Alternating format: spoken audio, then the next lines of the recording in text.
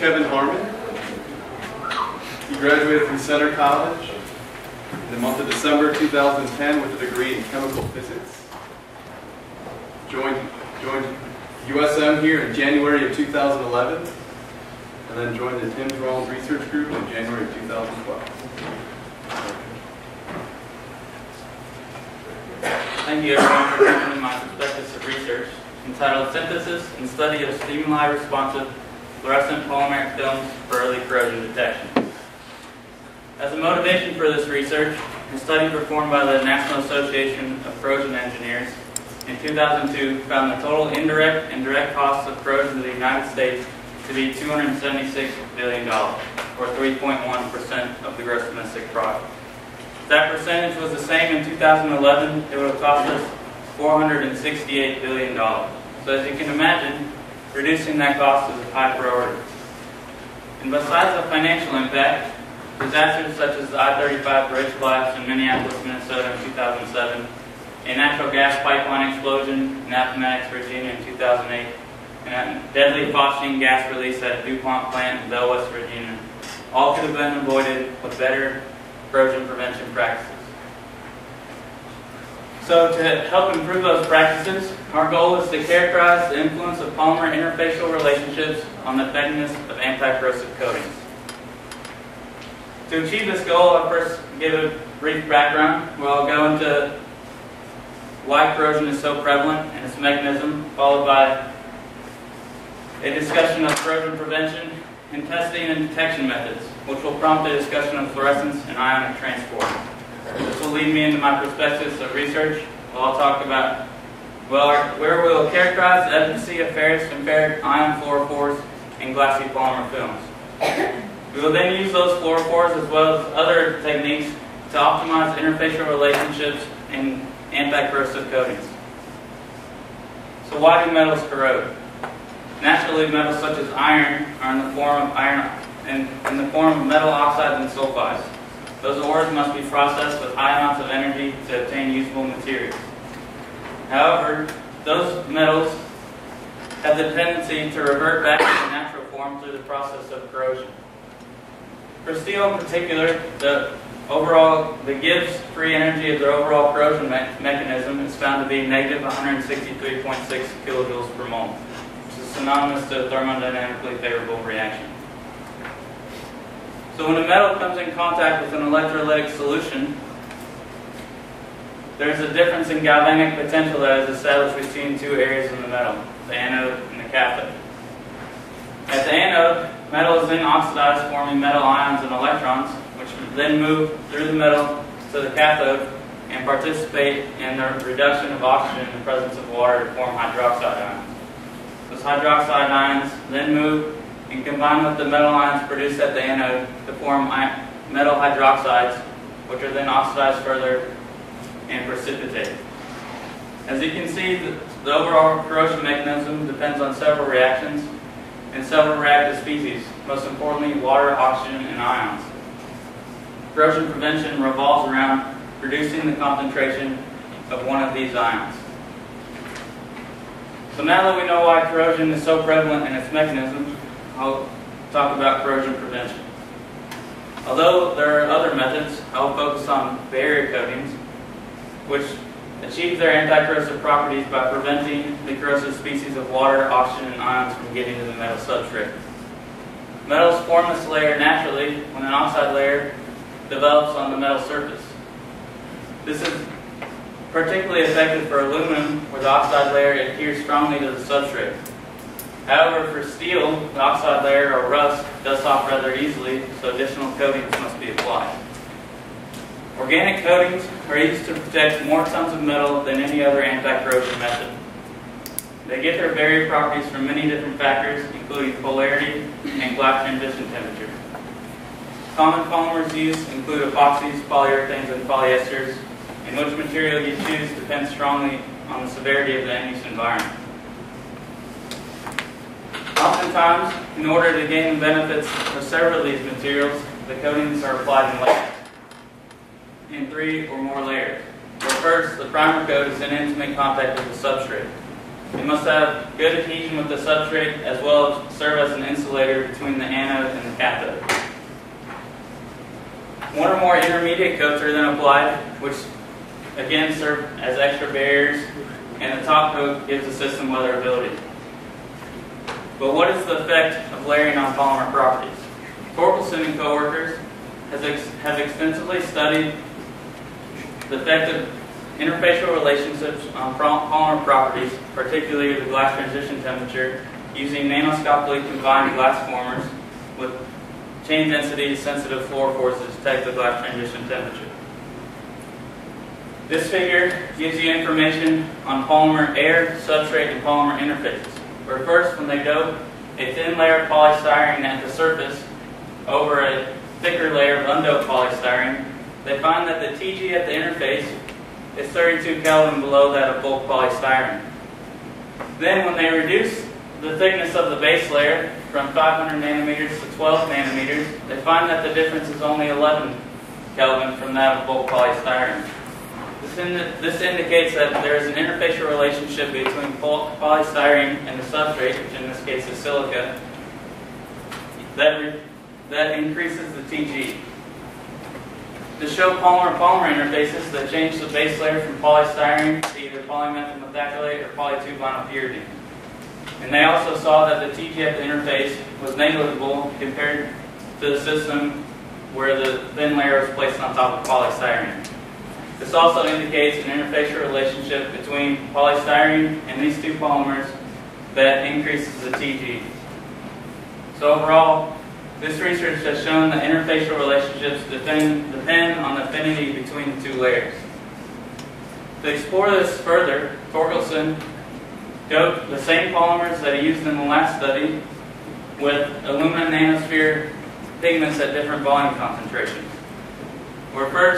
And then he plotted the TG of the doped systems and compared it to the TG of the undoped systems. He found that when they added aluminum nanospheres to poly-2-vinyl-pyridine, the TG increased. When they added the nanospheres to polystyrene, it was relatively unchanged, and to polymethyl methacrylate, it decreased. This indicates that all these polymers have different affinities to the aluminum nanospheres. This is important because pigments are often added to films for extra barrier.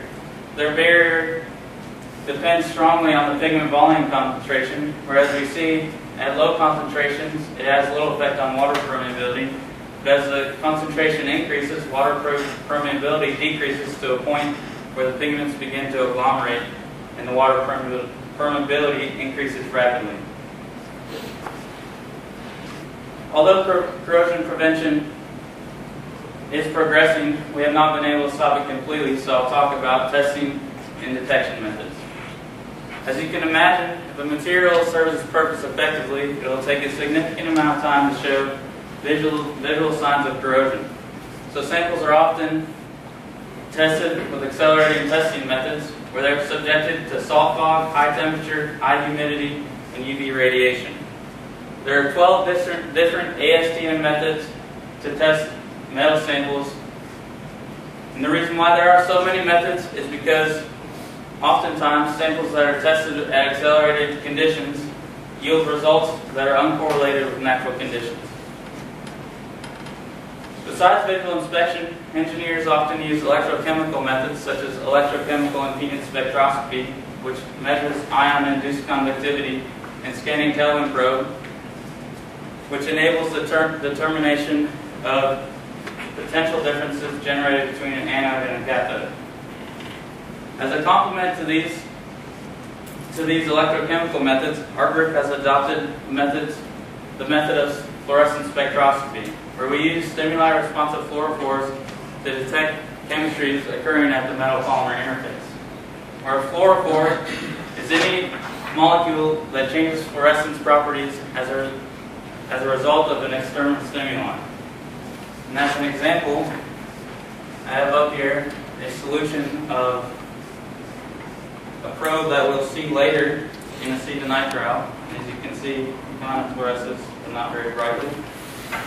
But when I add ferrous ions to that solution, and induces high fluorescence intensity.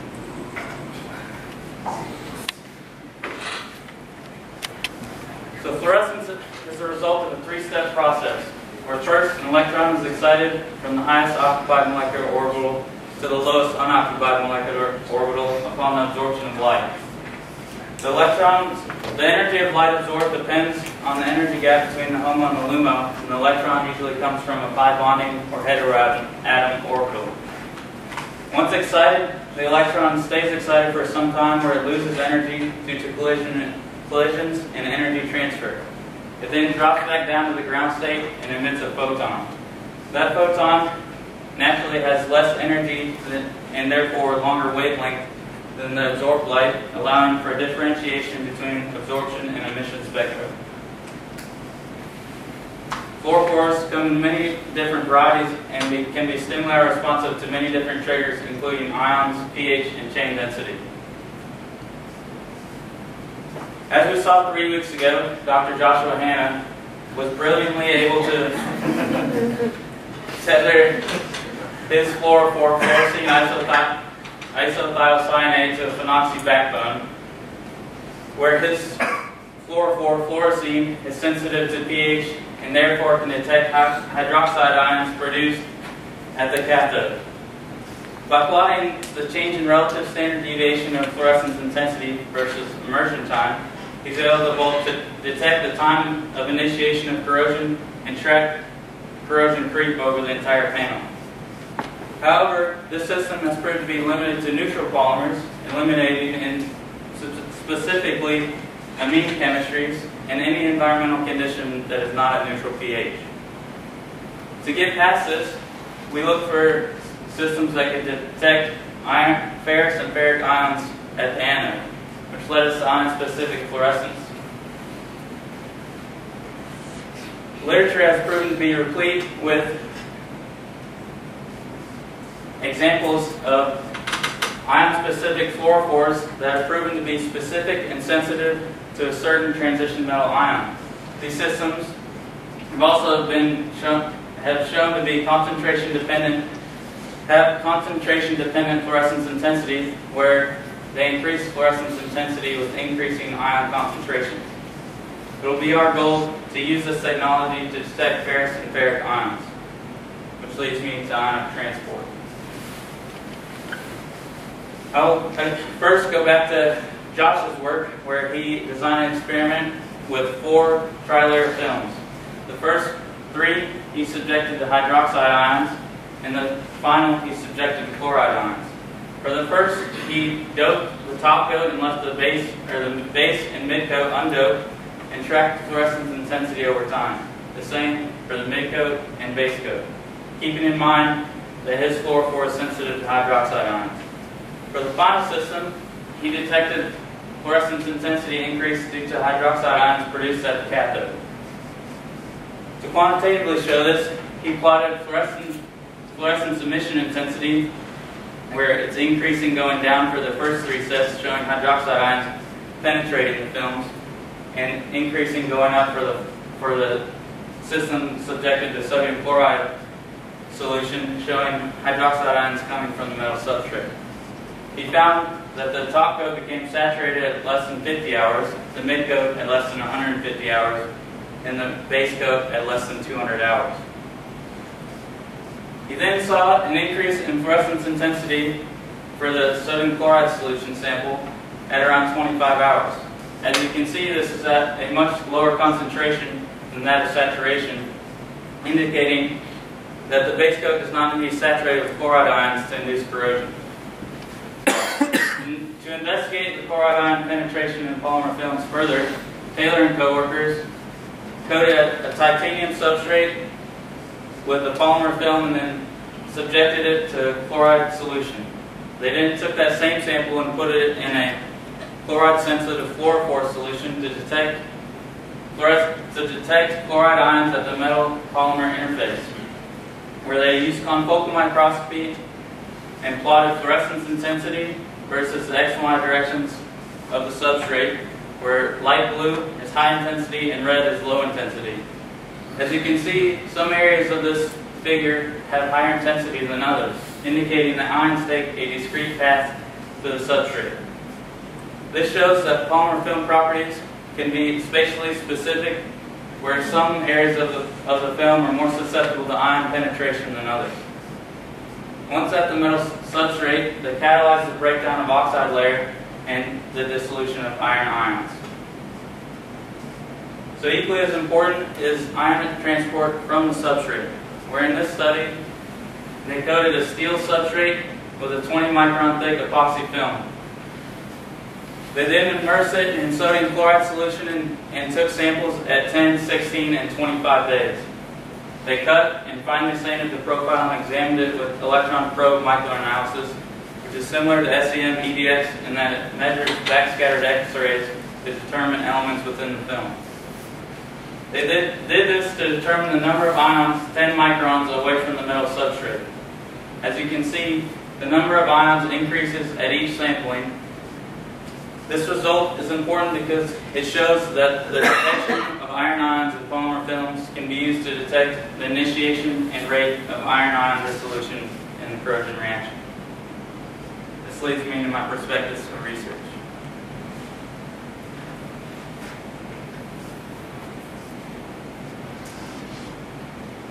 Again, my goal is to determine the influence of polymer interfacial relationships on the thickness of anti-corrosive coatings.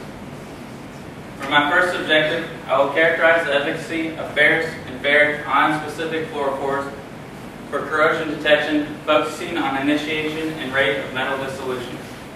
Then I will quantify the influence of polymer interfacial relationships on the dissolution and movement of ferrous and ferric ions from the substrate into polymeric systems. I will then characterize the effect of corrosion products on localized polymer properties within anti-corrosive coatings and model polymers. So as we saw earlier, the corrosion mechanism involves two reactions, the anode and the cathode. We also saw that Josh was able to detect corrosion by detecting hydroxide ions formed at the cathode. However, his systems were limited to neutral pH. To get past this, we plan on detecting iron ions produced at the anode. We will do this with two fluorophores, where the first will be one based off Chen, one proposed by Chen and coworkers, where they tethered a pyrene to a 4-hydroxy tempo.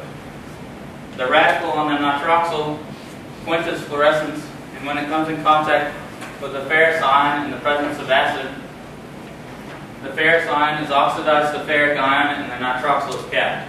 This induces high fluorescence, which is this system that I showed you earlier.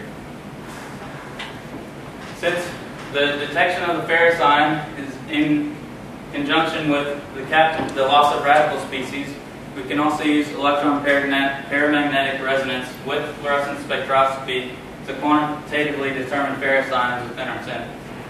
We'll use TAPIA, which is commercially available and has been shown in our lab to have high quantum efficiency. Our second fluorophore will be based off rhodamine, where when the spirolactam ring shown here is closed, it disrupts the pi conjugation of the molecule. And when it comes in contact with a specific ion, the spirolactam ring is open, inducing a pi conjugation and high fluorescence intensity. By tailoring the R group off the spirolactam ring, you can tailor this rhodamine molecule to be specific to a certain transition metal ion. We'll use this to detect ferric ions in our samples, where we will react rhodamine B with hydrazine hydrate and refluxing methanol to obtain rhodamine B hydrazide, which will then be refluxed in acetone to obtain this molecule, which has been shown in literature to be sensitive and selective to ferric ions. So along with fluorescence spectroscopy, which is able to detect fluorescence intensity in the X and Y directions, we use confocal laser microscopy, which enables not only X and Y direction specific, but Z direction. It's able to do this by filtering out any light that comes from a different focal plane than the one you have selected. 3D sampling of points within your coating enables you to obtain images such as the one shown here of a rhodamine B top-coated aluminum sample. So again, for my first objective, I will determine efficacy of ferrous and ferric ions for corrosion detection. Driving questions for this objective include: can iron ion-specific fluorophores that have been shown to work in solution be used in glassy polymer films?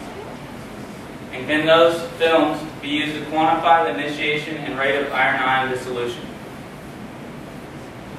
From our experience with fluorescence and the literature, we hypothesize that our chosen fluorophores will detect initiation of iron ion dissolution at steel polymer interfaces and track the movement of ions through glassy polymer films. This objective will proceed in a 5-step process. First, we will disperse our fluorophores in solution with either ferrous or ferric ions. We will vary both ion concentration and pH with the goal of obtaining systems that are ion concentration dependent and pH independent over a wide range. Research into the Sophia system has already began and shown to have concentration dependent fluorescence intensity. Second step, we'll add polymer to those solutions to determine any viscosity or chemistry effects on the detection of those ions. We will then disperse our fluorophores in ethanol 53BH35 polyepoxide resin and apply to polypropylene sheets to obtain free films. Those free films will be baseline tested for water vapor transmission rate, oxygen permeability rate, equal water content, and TG, and compared to undoped to ensure no difference in polymer properties induced by our fluorophores. Our samples will then be immersed in ion solution, and fluorescence intensity will be tracked versus time. For the fourth step, we will directly detect ion dissolution from steel substrates. This will be done by cutting coupons to fit in 6 well plates and immersed in a salt and fluorophore solution. Fluorescence intensity will be tracked versus time. For the fifth step, we will directly detect corrosion of coated steel samples. We will again disperse our fluorophores in ethanol 53BH35 and apply to steel coupons. The films obtained will be baseline tested for adhesion and hardness to again ensure no difference between undoped and doped samples. They will then be immersed in a 5% sodium chloride solution, and fluorescence intensity will be tracked versus time. Success of this objective will yield a quantitative corrosion detection method. For my second objective, I will evaluate the effect of interfacial relationships on anti-corrosive layered films. Where our driving questions are: what are the interfacial interactions between common anti-corrosive polymers, substrates, air, and other polymers? And when those interfacial interactions are optimized via polymer layering order, will the coating system delay corrosion initiation and alter corrosion rates? Our hypotheses are that molecular affinities of polymer interfaces affect the TG and thereby modulus and barrier properties 3-dimensionally within polymeric films. And optimizing polymer interfacial relationships by selecting materials with positive interactions to delay corrosion initiation and decrease overall corrosion rates. For this objective, we'll utilize a chain density sensitive fluorophore caroline, which can be used to determine TG. This can be achieved because the expansivity of polymer films is different above and below the black transition temperature, and therefore the rate of change in fluorescence intensity of this fluorophore will also be different above and below the black transition temperature. For this objective, we'll utilize common polymers used in anti-corrosive coatings, including polyepoxides, aromatic and aliphatic polyurethanes and polyesters, polyacrylics, and alkyds. All our systems will be thermoplastic and either bought commercially or synthesized in the lab. We also use 2 specialty polymers, where first is EVAL, an ethylene vinyl alcohol copolymer, shown to have high barrier properties to oxygen. The second will be ZNX, a cycloolefin polymer, shown to have high barrier to water. All our systems will be baseline tested for water vapor transmission rate, oxygen permeability rate, TG, and equaling water content. They also be tested with NMR, IR, and GPC to determine chemistries and molecular weights. this objective will proceed in a four-step process, where first we'll determine the substrate interfacial relationship. You'll do this by doping a thin film, a 50 nanometer thin film, on the substrate and applying with either spray or spin coating. And then we'll apply a free film of undoped polymer on top and anneal above the polymer's glass transition temperature. We'll then test for fluorescence intensity at a breadth of temperatures to obtain a glass transition temperature. This will be compared to bulk samples, and this process will be repeated for each polymer in the study. Second, we'll test the air polymer interface by first applying a thick layer of undoped polymer, then applying a 50 nanometer doped thin film by a method shown by Torkelson and coworkers, where they spray coat the doped film on a salt plate and float it on top of the base layer in a water bath. We'll then anneal above the polymer's glass transition temperature and test fluorescence at a breadth of temperatures to obtain a TG. This will be compared to the bulk value, and this process will be repeated for each polymer in the study. For step 3, we'll test polymer-polymer interfaces by making a kind of polymer sandwich, where first we'll place an undoped polymer on the steel substrate, followed by the thin layer of a different doped polymer on top of that by the same method shown in step 2, which will be followed by the application of a free film of the same polymer as the base layer, and the system will be annealed above both the polymer's glass transition temperature. We'll then test for fluorescence intensity at a breadth of temperatures to obtain a TG. This will be compared to the bulk value, and each polymer combination in the study will be tested. And finally, when we know the interfacial relationships that exist between the polymers in our study, we'll design multi-layer films with positive interfacial interactions at each interface, where the primer coat is in contact with the substrate and the polymer above it, and each intermediate coat is in contact with two polymers, and the top coat is in contact with the air and the polymer below it. We aim to increase TG at each polymer substrate interface, each polymer-polymer interface, and pick top coats that have the lowest decrease in TG at the air interface. Free films will be obtained and tested with water vapor transmission rate, oxygen permeability rate, equal water content, and TG, and coated steel samples will be tested for corrosion detection. Success of this objective will yield improvement in material selection for anti-corrosive polymer films. For the third and final objective, I'll evaluate the effect of corrosion products on polymer film properties. Driving questions for this objective include: what is the effect of corrosion products present in the film on polymer properties? And at what concentration of these corrosion products cause a reduction in the film barrier properties? Our hypothesis is based off the affinity between the corrosion products and the polymers, where if it is negative, TG will be reduced, and if it is positive, neutral or high, contaminants will act as reinforcing agents, thereby increasing modulus and barrier properties until agglomeration of those corrosion products at critical concentrations. First, we'll obtain tested samples from our lab and the labs of our collaborators that have been subjected to different environmental conditions. We'll then examine the profiles of SEM EDX, much like I showed in the background, to detect for the concentration of corrosion products. Taking samples from different environmental severities and different ages will allow us to track time-dependent concentration of corrosion products within polymer films. I'll then disperse known corrosion products, ferrous and ferric ions, iron hydroxide, iron oxide hydroxide, and iron oxides in polymer films at varying concentrations, locations, and particle sizes. Free films will be tested for water vapor transition rate, oxygen permeability rate, and also TG via DSC, DMA, and fluorescence, like I showed in Objective 2.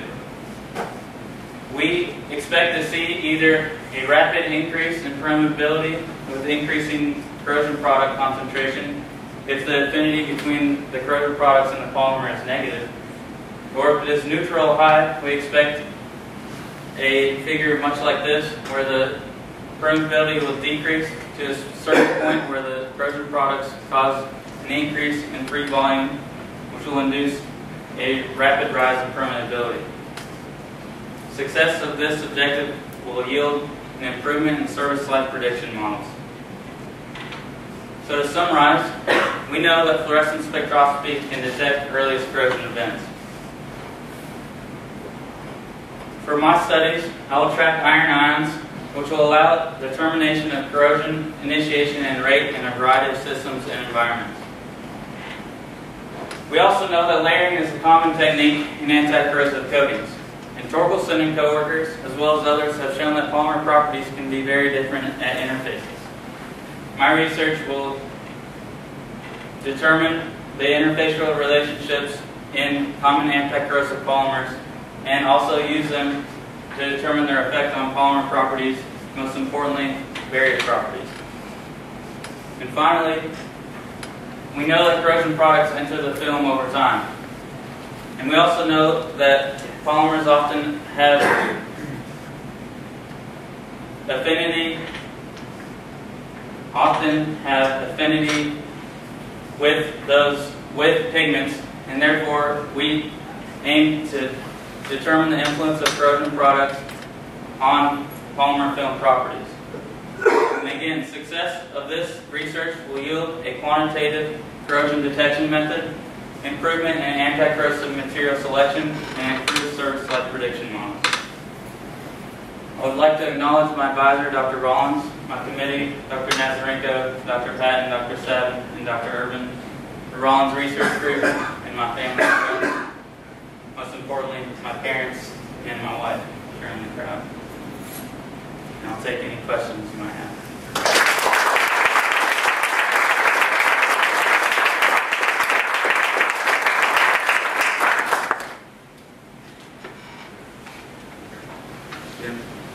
In Josh's work, he was able to tether his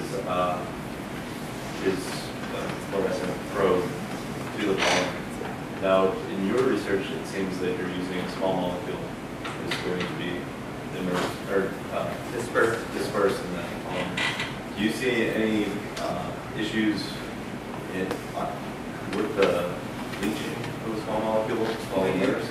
We will track leaching, and if it is a problem, we can change the R group on the rhodamine probe to be able to be tethered to polymer background, depending on the chemistry.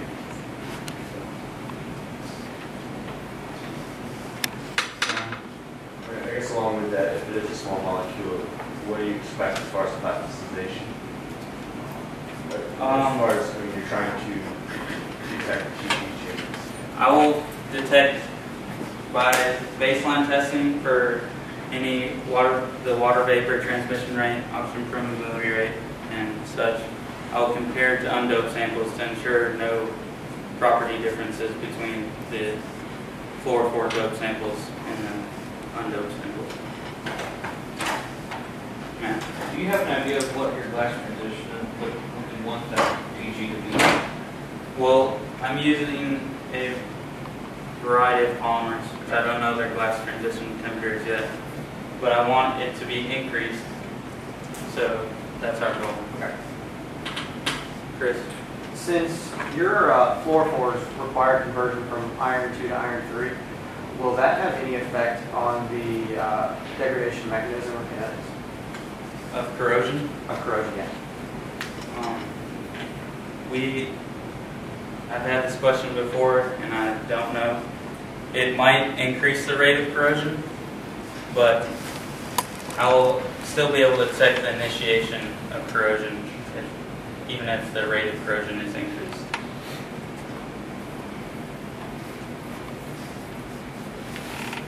Faculty questions? Right? You said you wanted the TG to increase for some reason. To increase barrier properties. Oh, okay. So can you explain that? And then maybe I misunderstood what you were saying. So generally, if you increase the TG, the chains are more tightly packed, which increases barrier to water, especially, in which ions are carried by water, which will so increase the barrier to ions as well. Okay.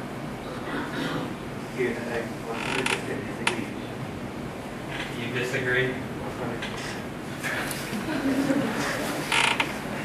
Actually, the experience shows that high-energy polymers are very good. They have very high gas fluidity. Like that's why they're used for membrane applications. Because they're high free volume polymers, they're logically real. You can logically working. But if you compare one system, if it's plasticized or not, the plasticized polymer will have higher permeability, will it not? That's correct. Because plasticizer increases the free volume. That's correct. I'm talking within a certain But polymer. your general statement about what you're increasing TG, what you're material becomes effective barrier is 100% wrong. So I should have specified within a specific polymer you increase TG.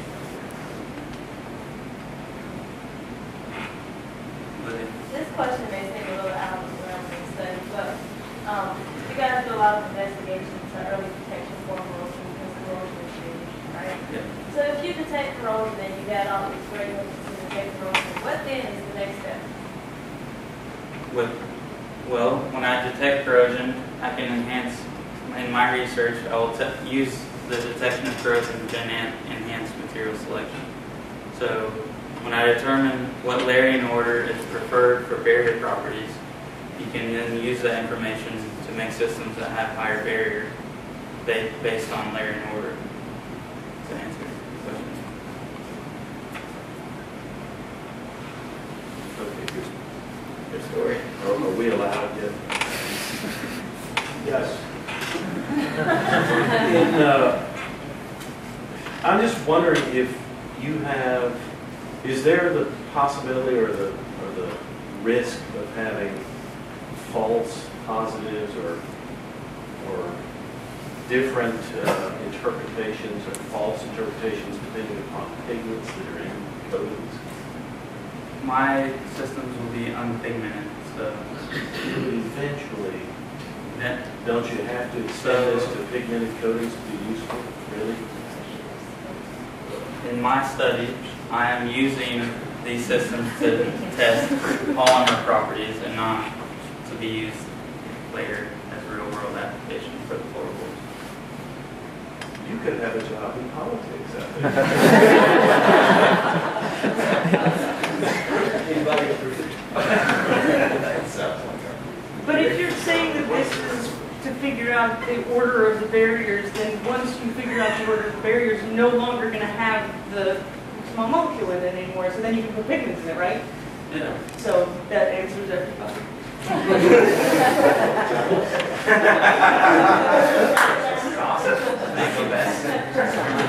Nice to see you missing the slide.